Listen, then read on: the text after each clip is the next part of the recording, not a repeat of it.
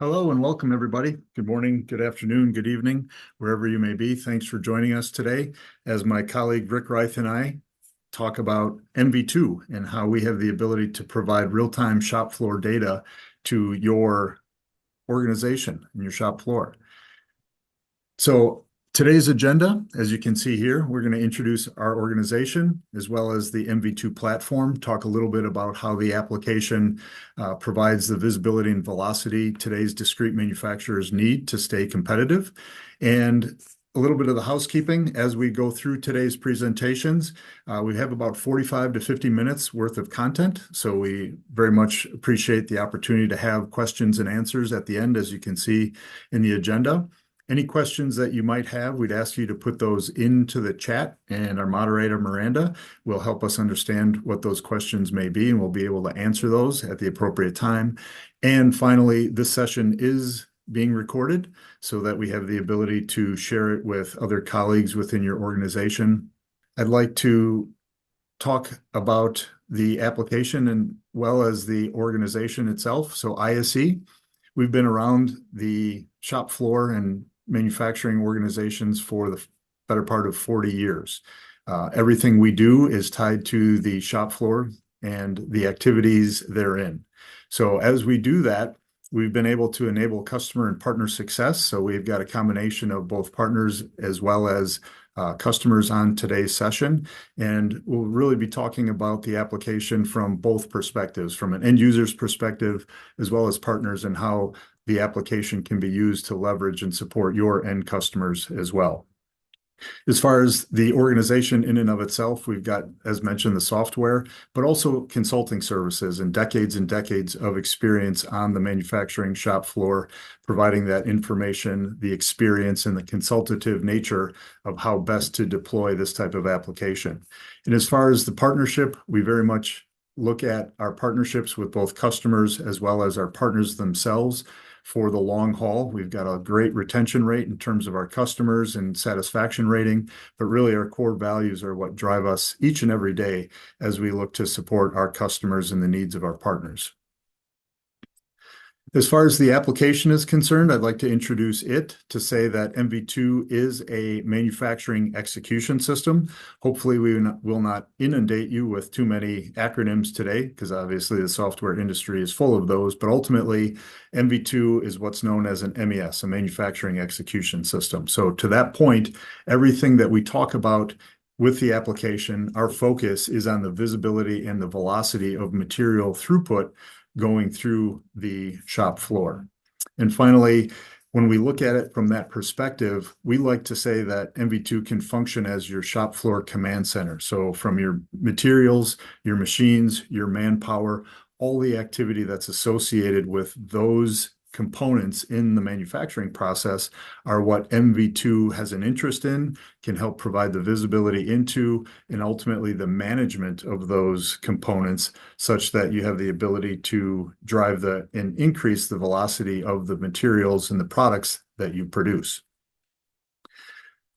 MV2's focus has been very much associated with the simplicity, and we like to say we replace the complexity that many other applications or ERP-based solutions deliver when they try and provide those types of capabilities to the shop floor. So in contrast, MV2's experience and user experience is something that drives the use and adoption of the application across the shop floor. Rick will be showing that as we go into the actual presentation and the different capabilities and user experiences that we provide, such that multiple people out on the shop floor have all the information they need to do their tasks on a day-to-day basis. Nothing more, nothing less. So by providing that capability and that information to those end users, we really drive and increase the use and adoption of the technology.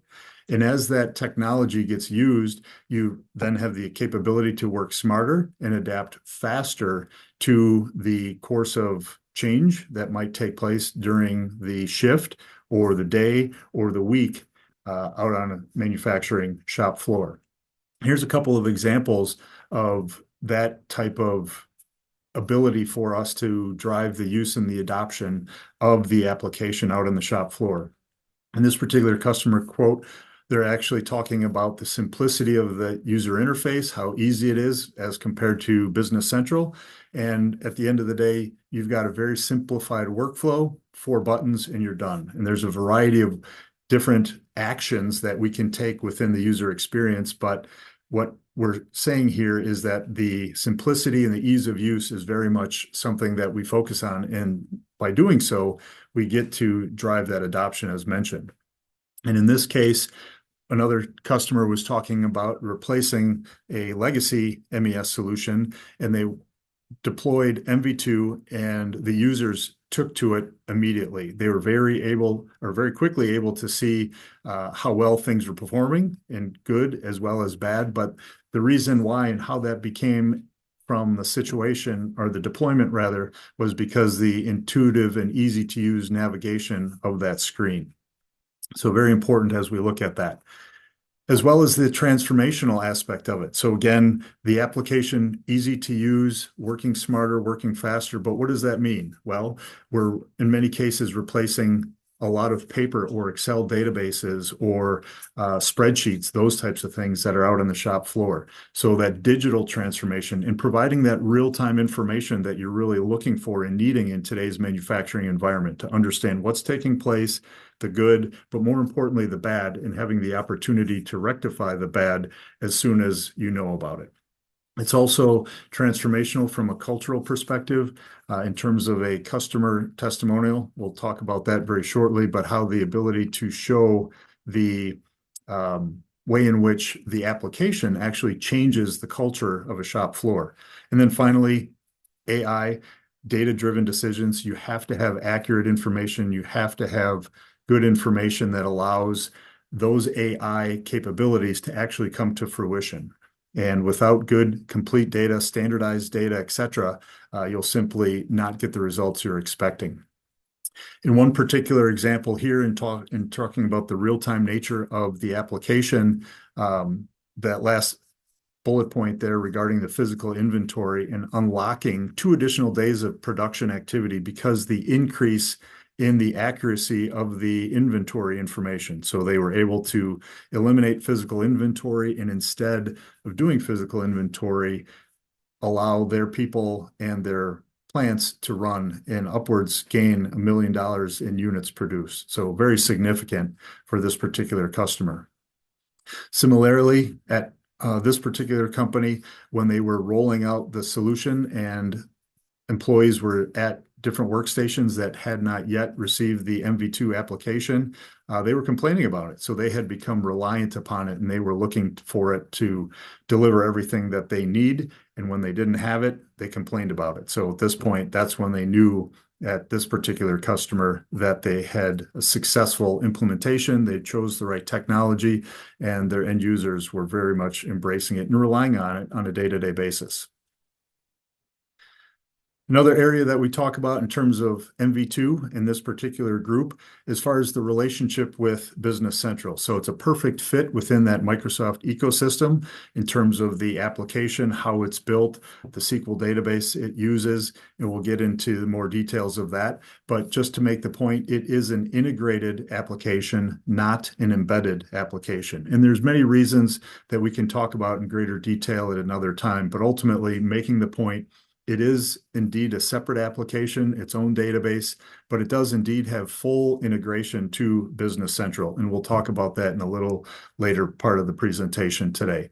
And then finally, one of the key aspects of MV2 as it relates to ERP is it has the ability to run and support production operations, even if Business Central is not available. So again, we can get into detail into that, but just think of that in terms of if you had an embedded application supporting your shop floor activities and Business Central goes down, so too then does the shop floor and that application you're trying to use to manage activities. Instead, with MV2, you've got the capabilities to continue to run. All the information that we have is presented to the operators out on the shop floor, their electronic dispatch lists, their shop packets, meaning supplemental work instructions, edit checking, machine integration, all those things that you rely on a day-to-day basis. All of those are perfectly fine when you're using MV2 as that shop floor platform and excuse me, in place of something that's embedded or might not have that same type of capability when we're looking at it and comparing it to an ERP-based solution. The platform in and of itself has a variety of modules or areas of functionality and capability. This is what we're going to show in very short order when I turn it over to Rick. But as you can see here, it spans the gamut of the activities that are taking place out on that shop floor. Remember that term shop floor command center? This is what we're talking about, from production, inventory, integrated quality testing, electronic Kanban, KPIs and dashboards, attendance. It goes on and on. Again, as these organizations, as our customers get more sophisticated, looking to embrace machine integration, automation to support their workforces. Maybe there's a workforce issue in terms of just a lot of people retiring from their workforce. You have new people coming into the workforce. There's a variety of different influences that take place in today's manufacturing environment. But when you have a shop floor system and platform like MV2 that's simple and easy to use, and it has the ability to support a variety of users and perspectives from the shop floor, as well as the team that manages the shop floor, then you have a tool and a platform capable of delivering a lot of value to the end users, and in many cases, that two-way communication that we're talking about. And in that case, we're going to turn it over to Rick Reith to actually see now a presentation of the application and focusing on the user interface and experience for those end users that we just listed there. Rick? Thanks, Klaus. And before I get to my sharing my screens, just a quick kind of update, regarding something Klaus mentioned as far as the simplicity drives adoption. That one phrase, it actually says a lot. I've been actually working with manufacturing companies, specifically implementing and designing and testing and deploying manufacturing execution systems for over 30 years. So you can think about that time frame, right? Way back to the early 90s. You think about the shop floor and the users on the shop floor. And, back then we didn't have smartphones, we didn't have tablets, we didn't have self-checkouts or anything like that. So the workforce was not really computer literate. They weren't comfortable. They weren't using them at home. They weren't using them in their personal lives. So early on, realizing, in fact, I saw it firsthand, where you would see people just walk away. They would not even go to the terminal because maybe it was taking too long or it was too difficult to navigate, and they would just let somebody else pick up their activities and have to manually enter that stuff in. So this ease of adoption and keeping it simple is really kind of near and dear to our hearts. And early on, back in the early 90s, we were doing touch screens in 1994 before touch screens were really cool, if you will. So it was, and the reason we did that is because they were easy to navigate for that workforce. Obviously now they're, built into our everyday lives. We use them all the time. So now you kind of expand that and say, all right, what can this information give me? We're talking about that simple UI as well as the information that can be presented. Just think about what you can get from your shop floor now with a screen that you're looking at here. I'm looking at an Andon board with a number of different work areas out there on my shop floor, and I can immediately see the status. What manufacturers really want to know? They want to know what the exceptions are. What are the problems out there on the floor, so I can adjust and take care of them today, so I don't have to wait for tomorrow's production status meeting to find out I had a quality issue, or I had a machine that was down, or was waiting on material. Those are the types of things that slow down production. They make us less efficient as manufacturers. So if I can see this, really quickly on a dashboard that you're looking at right here, to say, all right, I've got two work centers that are currently down, one's down for mechanical reason, etc., I can go address that. Keep in mind that this is a visual tool, meaning that this dashboard can be seen presented on a CEOs or managers or a TV monitor on the wall to see activity, but also behind the scenes, we do a lot of alert and notification messages. So that downtime event that took assembly 8 here down for a mechanical reason, that could have also distributed an alert message to maybe the maintenance department, the supervisor, and the plant manager that says, all right, this machine or this work area is actually waiting for a mechanical adjustment before it can continue work. So those alerts and notifications give you even greater visibility, so you don't have to actually look at it in an and-on board. From an and-on board perspective, we've got customers that are using these. One real life example is, there's an operator out there that manages 4 different machines. And these are kind of, where you feed a conveyor belt. Conveyor belt goes to a robot that picks up the parts, brings them into a CNC machine, and it does its work. Well, every now and then, those CNC machines will maybe, halt and stop working because maybe there are chips that are jammed, the tool needs to be replaced, etc. Well, this one person monitoring or managing these 4 different machines can easily glance up at their dashboard and say, oh, I can see machine number 2 or number 8 in this instance is down and is down for a mechanical reason. I can go over there, address the issue, get it back up and running, and now I've just eliminated that long-waited downtime event. Green is obviously good. Yellow is things that are running, but maybe they're taking longer than what's expected. So another case of an exception instance where you'd want to look at things to say, all right, I've got something that's running, but it's actually taking longer than what's expected. I can address that right now. And just think about that value that it gives back. Now, not only from the operators, from the supervisors, from the plant managers, from the entire business, now really knows what's going on and it can address issues right away. You can change our dashboards, many different ways and create your own as well. And, I created one called Rick 2. And my Rick 2 actually has 4 different elements on it. My left-hand side here is really looking at information that says, all right, real time. I've got a work center out there, assembly 6, that's actually running. It should have produced 11 pieces so far. It hasn't actually done any. It hasn't reported any. Think about the value of that again from a supervisor's perspective, or even take this and put a single metric out there for that operator so they can see how well they're doing to standard so they can address the issue before somebody else. Again, what does that do for your productivities and efficiencies and improvement? The other one here is downtime. I can see these machines are currently down for a number of different time periods, and I can address them. On the right-hand side, I've got more of my historical view. Over a longer period of time, I can see the downtime across the work centers that I actually want to see to say, all right, how long have they been down? What's the worst performing work center? In this case, it happens to be assembly area 3. And up on top, I can see my efficiencies over a given work area for how the jobs are running through that work area, again, over a period of time. You can even, like I said, put this out there for an individual. So maybe I just want to have one dashboard that says, here's my expected pieces of 11. I've actually done 0. Again, just as good monitoring tool for the operator, for the supervisors, for everybody in the business to see what's going on. There's other means to keep it simple to say what's working well, or more importantly, what are my exceptions. You can go out to my metrics and I can look at my KPIs, and let's just take downtimes for instance. But as you can see, there's a lot of standard manufacturing KPIs out here like OEE and the different areas of OEE. There's on-time manufacturing or on-time delivery, efficiencies, there's quality defect codes, cycle time, a lot of different things.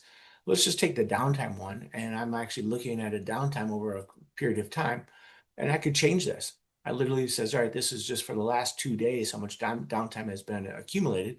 But maybe I want to say, all right, I'm gonna do some analysis, and let's look at the last 2 years or 3 years. So I'm going back to 2022, and I don't like a line chart, so maybe I'll change this to a bar chart, and I can pick and choose and select the work centers that I want from the list to say, dive in deeper into any one work area, or I could leave it blank and say search.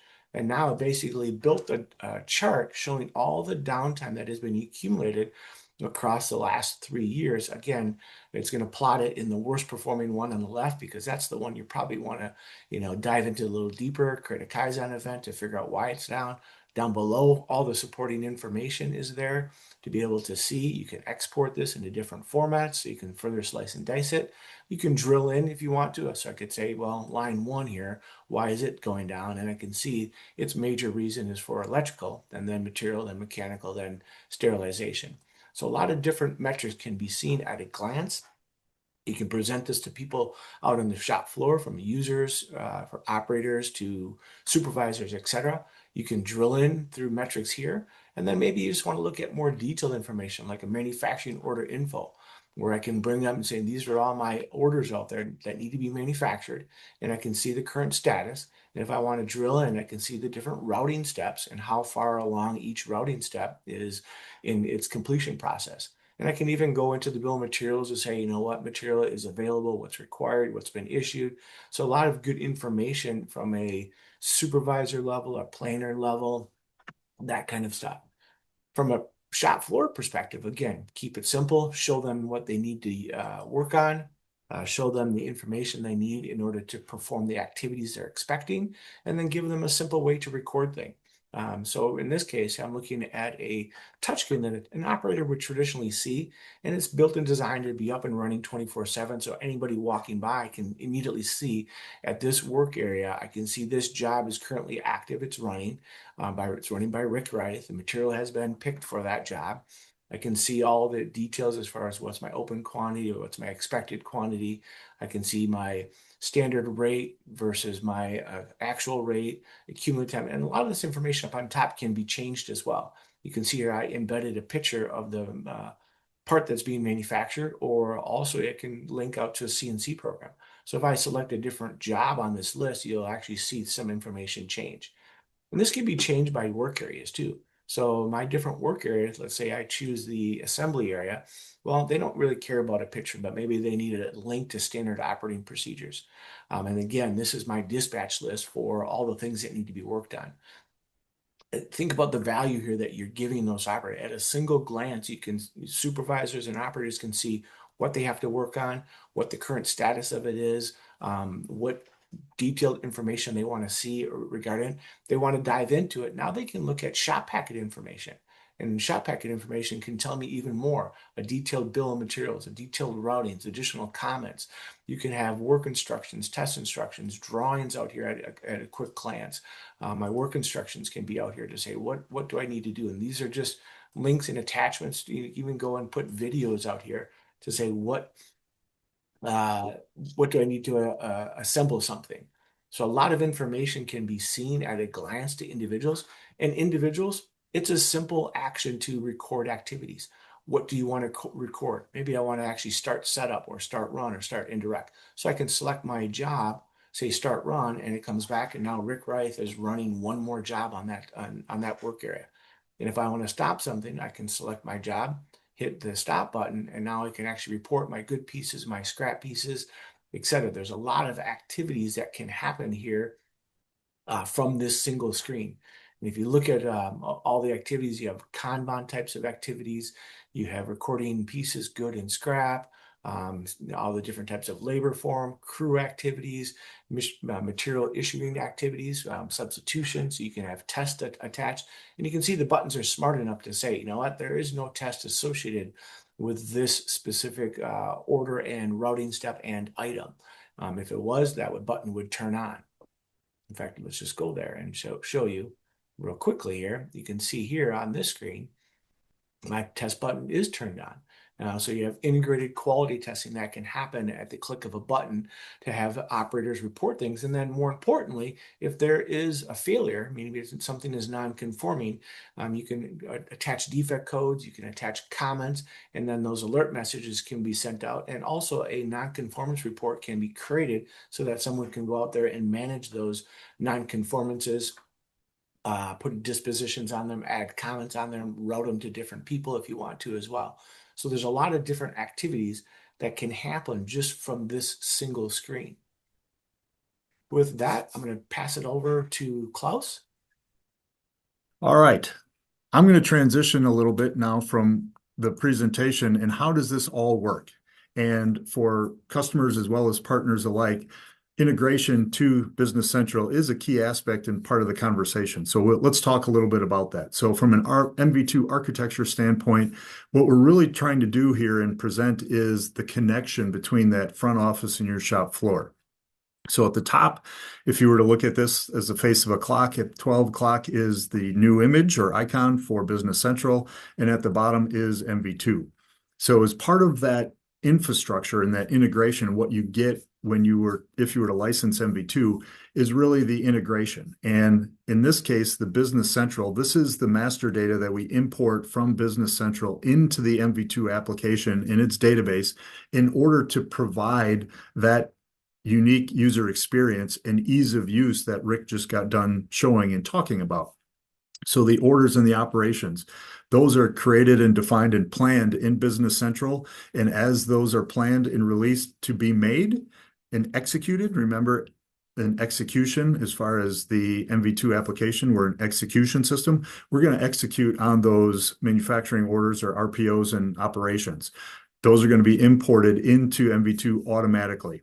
The first time you do it, every time you do it. So you don't have to worry about it. Nobody has to remember to push a button or something along those lines. But your employees, your bill of materials, routing schedules, warehouse locations, settings, all of those things are things that we are bringing into the MV2 application. And now, as Rick pointed out, we've got those available. We're going to interact with those. And as we interact with that data element or those data elements, and we surround that now with the activity taking place, the starts, the stops, the transfers, etc., everything that you see now on the right-hand side, that is going to be sent back up into Business Central immediately. So now when you have that cycle of information flowing between Business Central at the top in my example and MV2 at the bottom, you've got the ability now to have that real-time data and production status in both systems. And if you recall, I did say that MV2 has the ability to run even if Business Central is not available. That's true.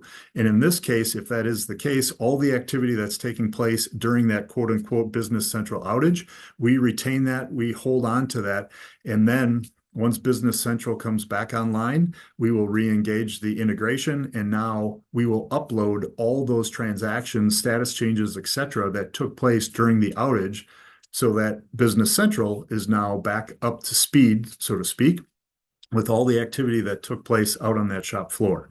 So as that cycle of data flows between those two applications, it gets better, it gets faster, it's get more complete, more accurate, and everything tied to that, meaning the front office, the applications, the people that use it are better off because of it, as well as those shop floor employees as well. So think of it as a symphony, and all the components of that symphony are working in unison, and it's absolutely beautiful music as it starts to happen. In terms of one more layer of depth, in terms of that integration strategy, it's all API based. So that sync on the left-hand side of my previous diagram, talking about those BC data elements into MV2, and then the transactions going back to Business Central, we designed, built, and managed that integration. So you don't have to worry about that. That's part of the beauty and value that we offer, not only the application, but also that two-way communication between the applications themselves. And how we do that, we've got a Swagger document. Be happy to go into that in greater detail for those that are interested in it. But by and large, that's the vehicle, that's the economy, if you will, of the integration that flows and supports the flow of data between the two applications. As it relates to where and how MV2 is deployed, so we deploy it in our cloud, which is Azure, again, Microsoft, that whole ecosystem. And a point about that, the data that is collected by MV2 by your organizations or for the partners, your end customers, that data is available for use. So for Power BI or other applications that you might want to connect to MV2 or have it share data in this integrated ecosystem that a lot of people are now deploying out on their shop floors, as well as their greater ecosystem in terms of their infrastructure and application infrastructure specifically, you have the ability to access that. So not only the information that we send back goes into Business Central, but there's a lot of content that we collect, maybe this machine information that doesn't have a home in Business Central. No problem. We have the ability to provide that information in our database, and again, using various applications to access that, now merge it with some Business Central or ERP level data or another application, and now have a real complete view, picture, and analytics over all of this information and the value of that data for why you're collecting it to make better decisions faster. That's all what we're talking about here. And we enable that throughout the course of the use and deployment and implementation of MV2. But as far as the business continuity, the backups, the things that you would come to expect in today's age with cloud computing, we've got all that here, including 24/7, 365 system monitoring and analytics as it relates to the use of your application and the uptime and all those good things. All right. Transitioning now from kind of the application and how it works with Business Central to maybe the value, the application, and what it delivered to, in this one case, a company called Tapco. And so in that case, as mentioned previously, you have the ability for operators to increase their performance. They get the visibility, they get the information that they need to do everything they're expected to do and how I'm expected to do it in terms of speed, rate, but also key word is how do I do things? So in the case of Tapco, their operators actually became much more self-sufficient and therefore increased their efficiency and productivity because they didn't have to go walk around the shop floor to maybe find a supervisor, ask a question, get an answer, so on and so forth. So what I mean by that is you have the ability for the information to be presented. The dispatch list, for example, is one key aspect that provides that. It's a living dispatch list, and I work from the top down. I work on the first job and I complete it, it disappears and everything moves up. So those only are shown based on the material having been picked by the material handlers to support those people out on those work cells. So it really works in unison there. Again, kind of that symphony of all the parts and pieces working together. And then as Rick talked about our electronic shop packets, bill of material information, routing information directly from Business Central, but supporting information, work instructions, drawings, videos, etc. Everything they need, nothing more, nothing less. At the case of Tapco, they took that process of paper-based shop packets and were able to reassign the 4 people that manage those on a day-to-day basis to far more value-add activities. Not only did the people enjoy that, but also they're now doing much more value-add activities within the course of day-to-day business at Tapco because we take care of that. And that's all native capability and functionality inside of MV2. As far as the IT side, because MV2 automatically posts to the BC journals, they were able to reassign 4 different people that were trying to manage transactions, paper-based updates, errors associated with the journal entries, things not being completed in time. So that caused a cascading effect. But because of MV2's capabilities in automatically generating and posting these BC journals, those 4 people, so now 8 total people, are actually doing much better and more value-add activities on a day-to-day basis. In terms of the planning and scheduling, the visibility that Rick showed and talked about in terms of the actual dashboards, those and-on types of dashboards across all the work centers, but also at the individual work centers themselves, the supervisors that are able to see what's going on from their desk, they can see the status and then trigger them to load more work cells with more jobs because they can get and see what's going on. They can take care of telling the material handlers to start moving material for the next jobs, etc. So again, that visibility provides the velocity, and that's taking place at Tapco since most definitely. And finance and engineering, we didn't talk about this completely yet, but again, that whole concept of connecting the front office or back office and the shop floor. And in this case, the actual labor time. So increasing the costing accuracy. Now Tapco has a much better perspective on the actual amount of labor time and cost component that goes into their products. So they have the ability to fine tune their financials because of that. And the actual data, as we talk about establishing and improving their standards. So in some areas, they didn't really have standards established because they really had no means to do it. They didn't want to have somebody stand there with a stopwatch, etc., the old way of doing things. Or they did have standards, but maybe those were developed a long time ago, or things have changed, process improvements, etc., but the standards hadn't really caught up because of that. Well, now with MV2 in place and just the simply starting and stopping of activity out on the shop floor, as Rick showed. Now you've got that actual elapsed time, and therefore you can use that as TAPCO does to improve your standards or establish them where they don't exist. And again, that cycle of information then allows your standards to be used for your planning system, and it gets more effective and efficient because of the real-time information used to define it. All right. We have time for questions and answers. And as mentioned at the top, if you have the ability to enter your questions in the chat window, that would be greatly appreciated. And I see we've got one here. All right, I'll read this one off, and I'll actually ask Rick to look at this one. So question, how does MV2 handle back flushing material when Business Central is set to flush material? That's a really good question.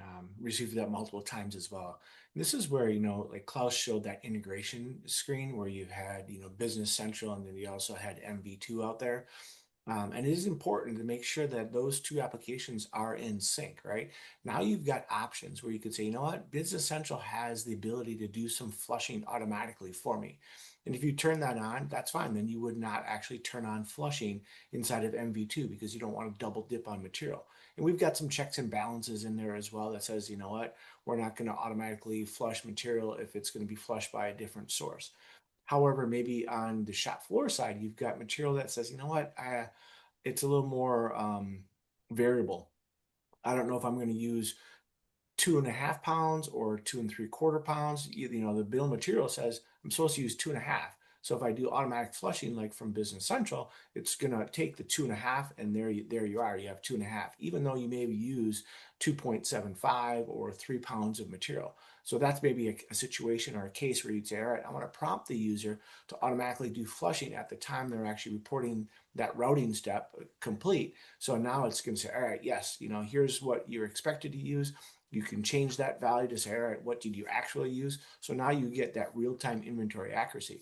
And that goes back to Klaus's, one of his earlier statements, and the quote from a customer is the improvement of inventory accuracy, therefore reducing physical inventories, reducing cycle times, etc. You can get that real-time information, and it's accurate because it's coming actually from the source. Yeah, I'm glad you brought that up because I was going to just recap that or refresh everybody's memory of that particular opportunity. And I think that was for them. They did look at MV2 from the inventory and the capabilities that it provides in that way, but I guess it was an unintended benefit that they were able to actually eliminate their physical inventory processes, right? And everybody knows simply the cost associated with that, the disruption associated with that.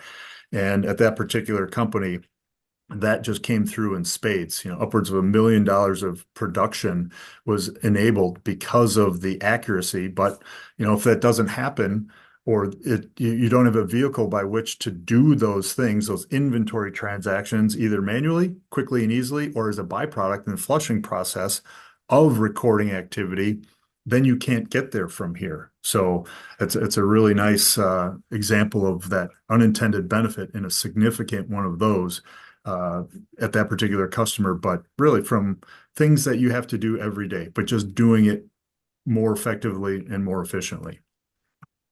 There's another question in the chat here. What does a typical implementation look like? I can take that. And so it depends a little bit. I don't mean to avoid the question with any concrete kind of information, but it depends a little bit on a few factors. One is the size of the organization. It could be a single location that has maybe 25, 30, 40 people out on the shop floor. And you can imagine that it would change significantly if the facility has or a company has 5 or 6 different manufacturing locations and potentially hundreds of end users at those locations. So two ends of the spectrum. I appreciate that. But an implementation really looks to say we have our implementation consulting team come on site, provide education and training really in kind of 2 waves. The first wave is to the administrators of the MV2 application, maybe a group of super users, and you go through the process of learning the application, how it interacts with Business Central, and understanding and walking through in terms of day-to-day operations, what's being reported, the good, the bad, what do we want to keep, what do we want to potentially revise. And as Rick talked about, you have a lot of capabilities and configurations options within MV2. So after that process is complete, so you map your processes, you replicate those into the application, you create those in a test environment. And once all that's good, then the second wave of education comes in with the end users and really showing them how they're going to interact with MV2 out on the shop floor in their specific area. If we're doing labor reporting, inventory transactions, quality, potentially electronic Kanban, really whatever they're going to be used in their roles on a day-to-day basis, they'll learn that in that sandbox environment. And then from there, you immediately, maybe the next day or next shift, start to go live because you don't want to have any of that new information be lost over a weekend or something like that. So that's usually how that works, two waves. But from a calendar perspective, I would say the average implementation can vary anywhere from maybe 3 to 5 months.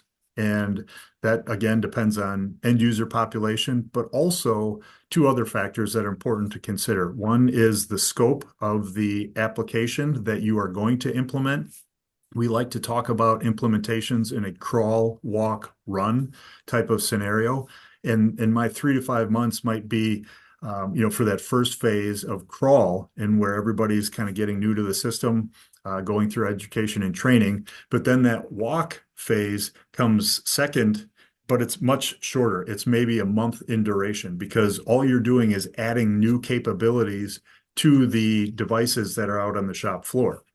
And then that run is maybe adding yet more capability, more sophisticated or advanced capabilities to those terminals out on the device. So crawl, walk, run, crawl phase 3 to 5, maybe 6 months at most, and then another month for that walk phase, and then maybe another month or two for the advanced phase when you're running. And that's really exercising the entirety of the application, potentially even using machine integration as part of the recording process. That's something that we didn't necessarily talk too much about today, spotlighted it here and there, but MV2 has the capability to receive data, obviously from humans, input, but also machines with automation and the advancements there that are taking place leaps and bounds, bringing that information and merging that with the Business Central information that we already have through our integration. Now you've got all that ready to go. So that can be day one,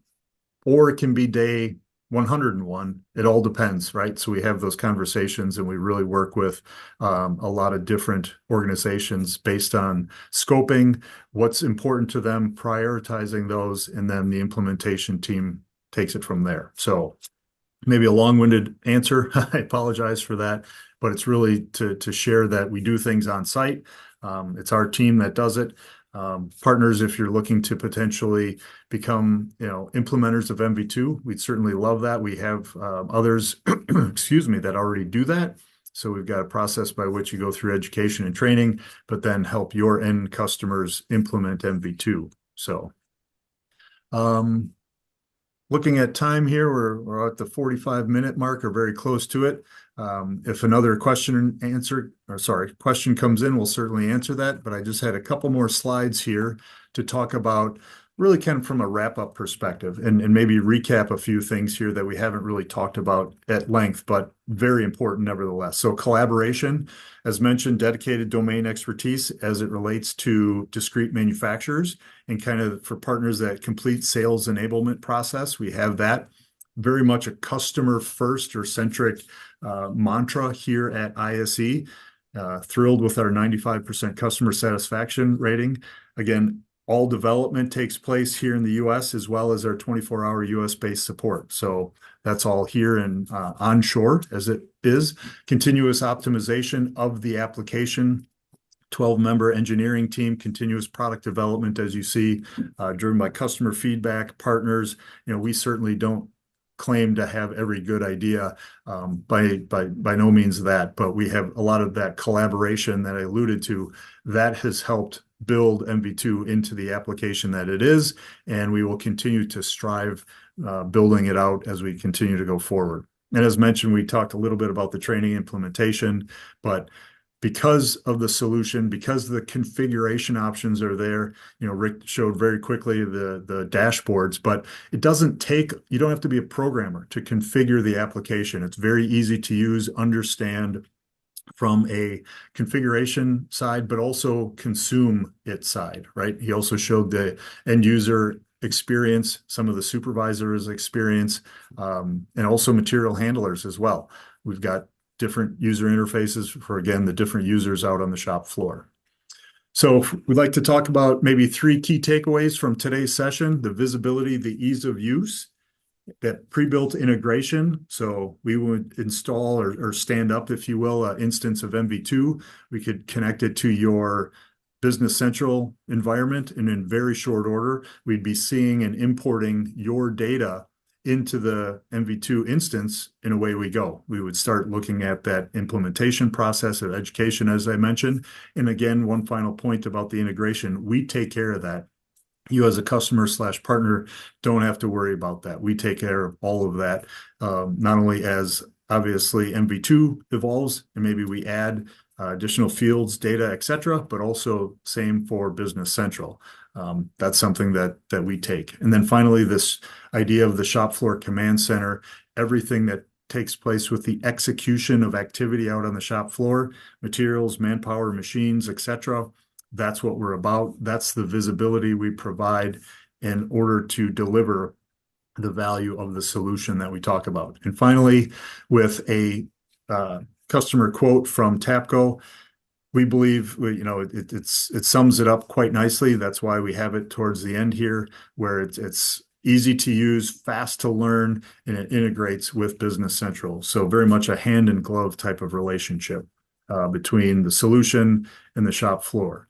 So if you found some of this information intriguing, customers, we'd very much like to hear from you and request a manufacturing discovery call. Rick and I would engage with you to understand what you're looking for, some of the requirements that you have for a shop floor, what you're doing today, what's working, what's not working. We want to replicate or support what you're doing today, and then also support where you're looking to go, your goals and objectives for maybe just not 2026, but 27, 30. What is your vision for your shop floor as it relates to manufacturing in your particular industry, and what are you looking to do, and how fast do you want to get there? And similarly for partners, requesting a discovery call, I'd be leading the charge on that particular call, but just understanding maybe if you have a end user that's looking to improve what they're doing, struggling with maybe a current application that they have today. Again, it could be paper, Excel, Access databases, SQL databases, homegrown, a legacy data collection system that isn't quite fitting the bill. It's kind of they're bumping into that. We'd love to have a conversation, get involved with that particular opportunity, as well as just in general, that relationship between ISE and your organization, and how we can support one another going forward. So with that said, I'll check the chat one more time. No, I don't see that we've had another chat here. So here's my contact information. Rick and I very much appreciate your time today. And like I said, we've got a recording of this information, or this session, excuse me. So if you have any questions and would like to have this to share with your colleagues, we'll be in touch. And we thank you very much for your time today, and have a good day.